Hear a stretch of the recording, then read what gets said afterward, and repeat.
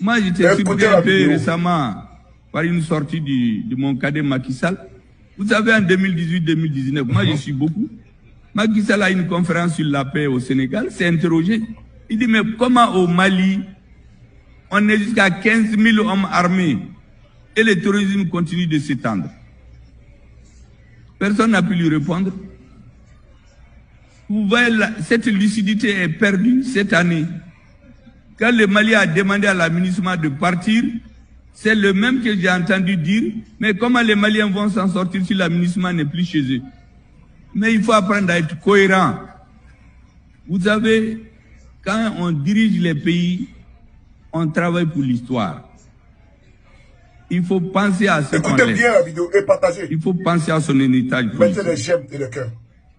Le doyen vous fait bannir, les gens disent ce qu'ils veulent de lui.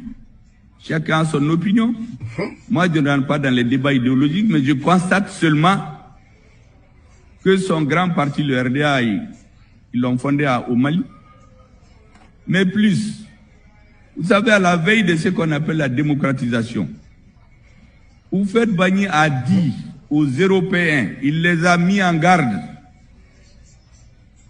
Ils sont en train d'exploiter l'Afrique, mais qu'un jour viendra. Dans 40 ans, dans 50 ans, on est aujourd'hui peut-être à 50 ans, que les Africains n'accepteront plus ce que les Européens sont en train de faire. C'est vous faites qui a dit ça devant des Européens. Et vous faites leur a dit qu'un jour viendra où on discutera non de l'acier, non du prix des minerais de fer avec les Africains, mais du prix de l'acier. C'est très important. Dans tous nos pays, quand vous fouillez dans l'histoire, vous trouvez que les Africains se sont révoltés contre l'injustice. Maintenant, nous avons des nouveaux dirigeants. La jeunesse ne veut plus ce qui s'est passé par le passé. Elle n'en veut plus. Il faut changer de paradigme. Il faut que le prix du cacao soit fixé à Abidjan, au Ghana désormais, et non à Londres ou à Paris. Il faut que le prix de l'or soit fixé au Mali, en Afrique du Sud, et non à Londres ou à Paris. Il faut que le prix du cobalt et des matières rares se fixe au Congo, et non à Paris ou à Londres ou à Bruxelles. C'est pour ça que nous nous battons. Je dis donc aux Nigériens pour terminer, tenez bon, vous n'êtes pas seuls. Toute l'Afrique regarde aujourd'hui le Mali, le Niger, le Burkina Faso et d'autres pays.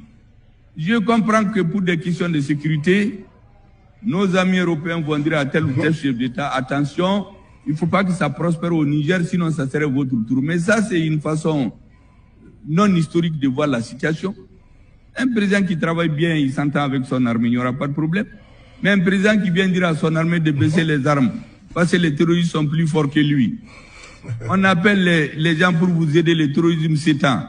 Mais l'armée est obligée de prendre ses responsabilités. Et je finis par vous dire que l'armée ne peut pas à elle seule prendre une situation en main. Il lui faut être avec son peuple. Les Nigériens sont majoritairement aujourd'hui pour le changement. Le prix de l'uranium, pourquoi on ne le fixe pas au Niger? Au lieu de prendre seulement l'uranium au partir. La Guinée, c'est un scandale géologique. Pourquoi on ne fixe pas le prix des matières premières là-bas? On vient seulement prendre dans des bateaux et aller le fixer ailleurs. Nous n'en voulons plus. Voilà. Vous avez entendu? C'est un discours qui est vrai, ce n'est pas un discours populiste. Macky Sall, qui était quelqu'un qui dénonçait, qui a 15 000 soldats de l'ONU au Mali et qui a toujours la sécurité. Macky Sall a tourné, n'est-ce pas, la veste, parce qu'il mange, n'est-ce pas, aujourd'hui avec les impérialistes. Aujourd'hui, le prix de l'uranium n'est pas fixé par les Nigériens. Le prix du café cacao n'est pas fixé par les Ivoiriens. C'est fixé par les autres. Le prix de l'or par les autres. Et quand les Maliens le disent là, mais c'est normal. Comment l'on peut comprendre que les paysans ivoiriens qui cultivent le cacao, le café, l'EVA, ils sont mal payés, mais les autres sont en bourgeoisie. Les autres sont richissimes. Ils sont des riches, des pachas.